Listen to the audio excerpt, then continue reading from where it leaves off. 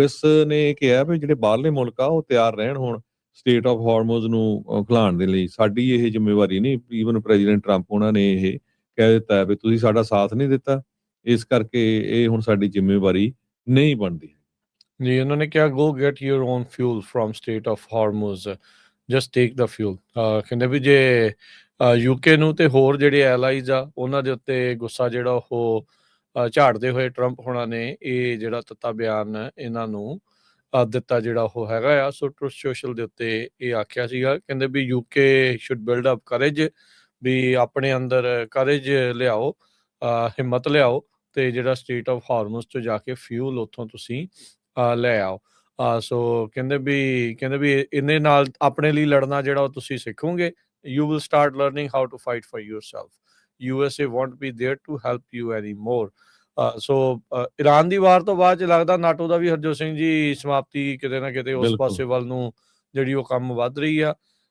ਦਹਾਕਿਆਂ ਬੱਧੀ ਜਿਹੜੀ ਇਹ ਸਟ੍ਰੈਟੇਜਿਕ ਡਿਫੈਂਸ ਅਲਾਇੰਸ ਸੀ ਟਰੰਪ ਹੁਣਾਂ ਦੇ ਕਾਰਜਕਾਲ ਦੇ ਵਿੱਚ, ਜੋ ਪਿਛਲੀ ਵਾਰੀ ਵੀ ਕਾਫੀ ਥਿੜਕਦੀ ਰਹੀ, ਇਸ ਵਾਰ ਲੱਗਦਾ ਵੀ ਇਹ ਇੱਕ ਪਾਸੇ ਜਿਹੜੀ ਉਹ ਲੱਗ ਸਕਦੀ ਆ।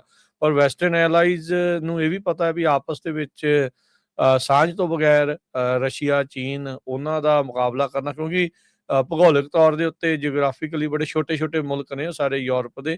ਰਸ਼ੀਆ ਤੇ ਚੀਨ ਦੇ ਜਿਹੜੇ ਉਹ ਮੁਕਾਬਲੇ USA ਕਾਫੀ ਵੱਡਾ ਆ ਜਿਓਗ੍ਰਾਫਿਕਲੀ ਵੀ, ਉੱਦਾਂ ਵੀ ਪਰ ਕੈਪੀਟਾ ਵਾਈਜ਼ ਵੀ ਤੇ GDP ਦੇ ਵਾਈਜ਼ ਵੀ।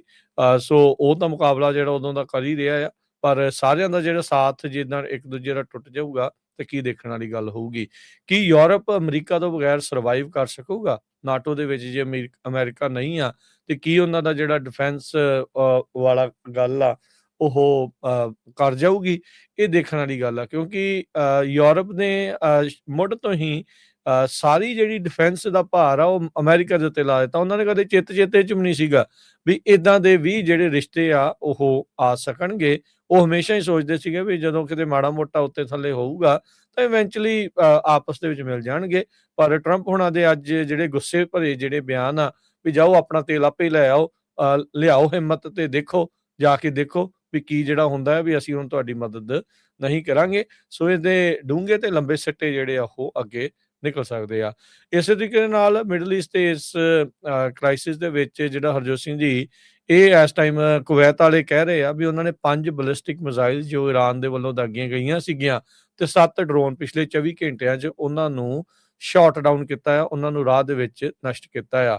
ਉਧਰ ਲੈਬਨਾਨ ਦੀ ਜਿਹੜੀ ਆਰਮੀ ਆ ਉਹ ਕਹਿ ਰਹੇ ਆ ਵੀ ਉਹ ਆਪਣੀਆਂ ਪੋਸਟਾਂ ਛੱਡ ਕੇ ਭੱਜ ਰਹੀ ਆ ਜਿੱਦਾਂ ਤੋਂ ਇਜ਼ਰਾਈਲ ਨੇ ਸਦਰਨ ਲੈਬਨਾਨ ਦੇ ਵਿੱਚ ਇਨਵੇਜਨ ਕੀਤੀ ਜਿਹੜੀ ਉਹ ਹੈਗੀ ਹੈ। ਲੈਬਨਾਨ ਸਿਕਿਉਰਿਟੀ ਸੋਰਸ ਨੇ ਕਹਿੰਦੇ ਵੀ ਦੱਸਿਆ ਹੈਗਾ ਆ ਵੀ ਉਹਨਾਂ ਨੇ ਕਈ ਆਪਣੀਆਂ ਜਿਹੜੀਆਂ ਪੋਜੀਸ਼ਨ ਆ ਸਾਊਥ ਲੈਬਨਾਨ ਦੇ ਵਿੱਚ ਉਹਨਾਂ ਨੂੰ ਵਿੱਚੇ ਹੀ ਛੱਡ ਦਿੱਤਾ। ਡਿਬਲ ਇਨ ਐਬਲ, ਰਮੇਸ਼ ਅਲ ਤਾਇਰੀ, ਬੇਤ ਯਾਹੂਨ ਜਿਹੜੇ ਸੈਂਟਰਲ ਇਲਾਕੇ ਹੈਗੇ ਆ ਉੱਥੋਂ ਲੈਬਨਾਨ ਦੀਆਂ ਫੌਜਾਂ ਜਿਹੜੀਆਂ ਉਹ ਛੱਡ ਕੇ ਜਾ ਚੁੱਕੀਆਂ ਆ।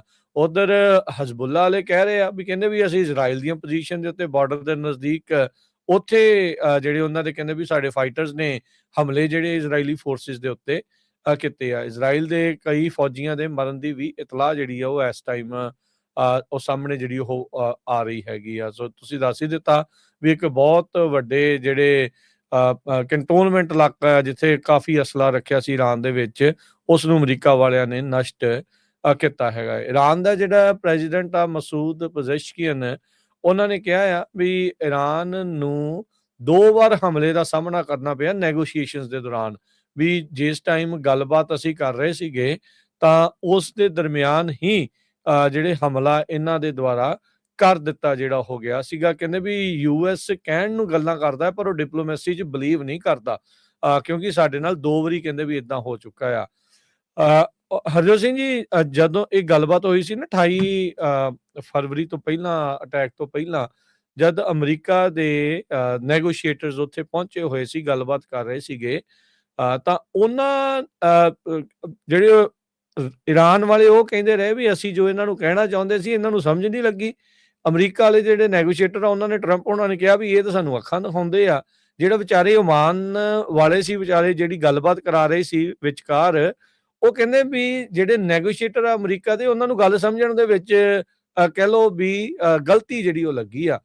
ਇਹਨਾਂ ਨੇ ਯੂਰੇਨੀਅਮ ਐਨਰਿਚਮੈਂਟ ਦੀ ਗੱਲ ਹਰਜੋਤ ਸਿੰਘ ਜੀ ਕੀਤੀ ਸੀਗੀ, ਤੇ ਯੂਰੇਨੀਅਮ ਐਨਰਿਚਮੈਂਟ ਨੂੰ ਲੈ ਕੇ ਅਮਰੀਕਾ ਦੇ ਨੈਗੋਸ਼ੀਏਟਰ ਆ, ਉਹਨਾਂ ਨੇ ਕਹਿੰਦੇ ਵੀ ਇਹ ਸਮਝ ਲਿਆ ਵੀ ਇਹ ਤਾਂ ਸਾਨੂੰ ਤੜੀ ਦੇ ਰਹੇ ਆ, ਦਿਖਾ ਰਹੇ ਆ ਵੀ ਅਸੀਂ ਦੇਖੋ ਇੰਨਾ ਐਨਰਿਚ ਕੀਤਾ ਆ।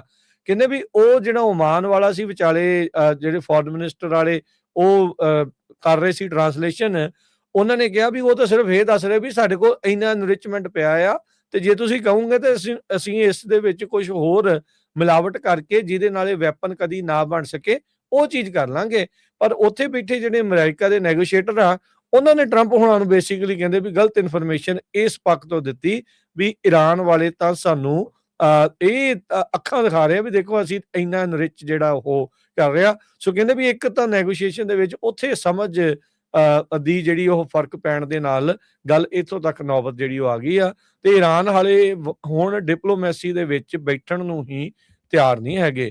ਹੁਣ ਪਾਕਿਸਤਾਨ ਤੇ ਚੀਨ ਵਾਲਾ ਹਰਜੋਤ ਸਿੰਘ ਜੀ ਜਿਹੜਾ ਪੀਸ ਪ੍ਰਪੋਜ਼ਲ ਆ ਉਹ ਸਿਰੇ ਚੜ੍ਹ ਸਕੂਗਾ ਕਿ ਨਹੀਂ, ਇਹ ਦੇਖਣ ਵਾਲੀ ਗੱਲ ਹੋਊਗੀ। ਪਰ ਉਹਨਾਂ ਦਾ ਜਿਹੜਾ ਪ੍ਰੈਜ਼ੀਡੈਂਟ ਆ ਈਰਾਨ ਦਾ, ਉਹ ਕਹਿੰਦਾ ਵੀ ਤੁਸੀਂ ਨੈਗੋਸ਼ੀਏਟ ਕਰਦੇ ਹੋਏ ਵੀ ਸਾਡੇ ਉੱਤੇ 2 ਵਾਰੀ ਹਮਲੇ ਕਰ ਦਿੱਤੇ ਆ, ਜੂਨ ਦੇ ਵਿੱਚ ਵੀ ਹੋਇਆ ਸੀ ਪਿਛਲੇ ਸਾਲ, ਤਾਂ ਹੁਣ ਫਰਵਰੀ ਦੇ ਵਿੱਚ ਹੋ ਗਿਆ ਆ।